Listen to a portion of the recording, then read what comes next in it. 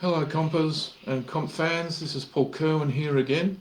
Um, First of all, I would say it's taken me a little bit longer to get this out than I originally planned.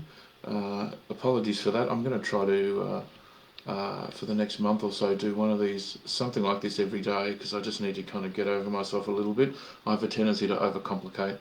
Um, Anyway, so yeah, I just wanted to show some of the progress that I've made on this guy, which is what we started talking about briefly last week. Um, yeah, so the first thing that was the priority as we left it last time was to talk about composition. Like with something like this, you would never put the castle right in the middle of frame. So what I did to start off with was I just basically racked it over. So I moved it down to roughly a third, roughly the rule of thirds, just to break that sense of perfect centeredness, whatever the technical term for that is. So all I've done there is just take the concept and just literally rack it over so you can see my issues with lack of pixels, and then I've gone through and basically filled that in. So this section here is simply a clone. So I've just taken this and patched it over. You can see the rather obvious cloning there, which is obviously not going to fly as we go forward. But for a quick rough up concept, that's fine. And then I've added a series of hills. I kind of want to get that sense of marching hills into the distance. Just to help give a sense of scale to the foreground and to the castle in general. I don't like the way that this comes down and runs straight into that point. It seems a little bit distracting to me. So what I would do is I would either be moving the end of the hills in a sense further down just to break that up so it doesn't happen to coincide with exactly where the castle meets the tree line. The possibility as well would be I'll experiment with moving this over. Anything that pings out the castle against the background, the sky, is generally going to be a good thing.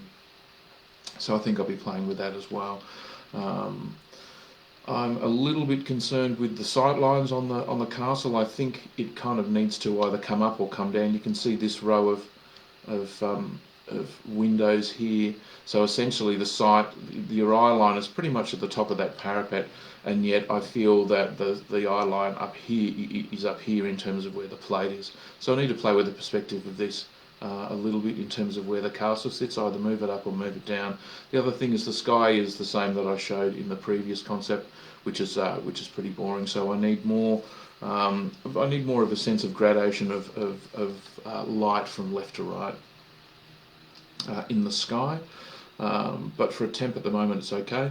The God rays obviously are pretty over the top now. I keep expecting to look down and see like a quote from the Bible or something in the corner telling me about God's creation. So the God rays have obviously dominate now a little bit too much. The other thing about it in terms of overall look is that the top half is too bright and the bottom half is too dark. In other words, I need to bring back some more dynamic range into the foreground, so bringing up luminance back into this plate, and then probably seeing what I can do to push the luminance down, just to balance that out a little bit more. Obviously this is too overexposed on the right hand side, and I need to get a nice set of a nice ramp of luminance on the sky as well. I have not had a great deal of luck finding good reference or reference that I like. This is what I've picked out for the hills.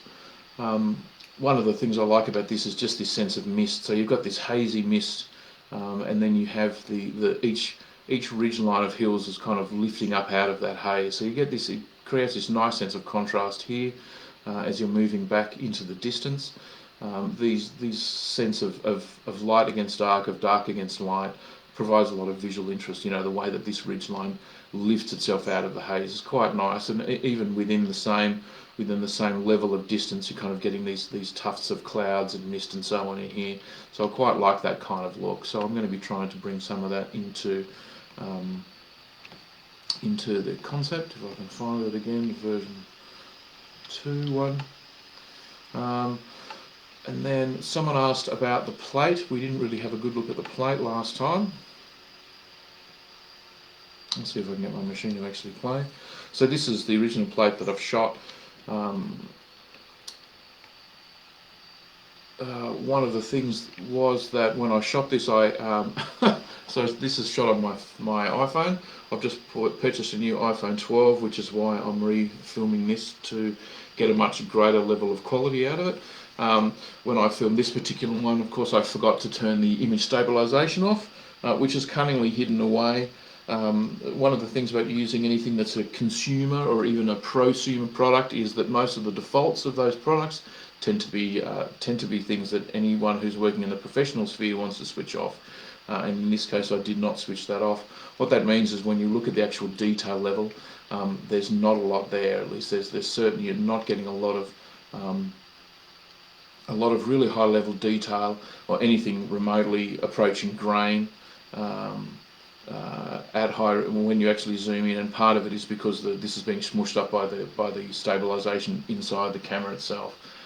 So I've shot a bunch of stuff yesterday and over the weekend that I'm hoping will be a little bit more useful, but this just gives you an idea of the style of plate I'm looking for, and just really it's just about wanting to put some float on the camera. I can always put float in afterwards, but it's going to be more challenging from a comp point of view to be working with an actual moving like a proper float camera. And you see a lot of attempts at putting float in post that don't feel like handheld to me. It can take quite a long time to actually get a good handheld feeling from a shot. So part of the advantages of actually shooting it with a handheld camera is that it's realistic and it feels real. Okay. I haven't spent a lot of time going through the script. The script is actually is pretty straightforward. One of the things that I have talked about is attempting to always comp with the final in mind. And with concept work, what that means is that you've got to be expecting that at some stage the client is going to say, "Oh, you know what? I quite like this. Let's move on. You know, we'll deliver a plate to you, and let's see what it's like when it's actually starting to move." And at that point, a lot of the time, you have to start your script again. Now that can be avoided if you build it the right way from the start, and it doesn't actually take you any longer or more time to build it. You just kind of have a particular approach as you're starting. Even though you're working with single frame, that you want to be, you know that you're going to be making it move eventually, and so you just build your script a particular way. I always work back to front, so starting with the furthest, generally speaking, the thing that's furthest from camera is at the top of the script, and the stuff that's closest to the camera is at the bottom of the script. I always tend to work top to bottom. Some people work left to right, but I think top to bottom is probably more popular, more common. Anyway, so there's not a lot of complication to the script at the moment. The next thing for me is to get a plate that's useful, so that I can finally start to actually really work on marking the rest of the shot up. Okay, well, thanks for joining me. Sorry for the delay in live streaming. I need to start to do this every day just because I need to demystify the process and kind of get over myself.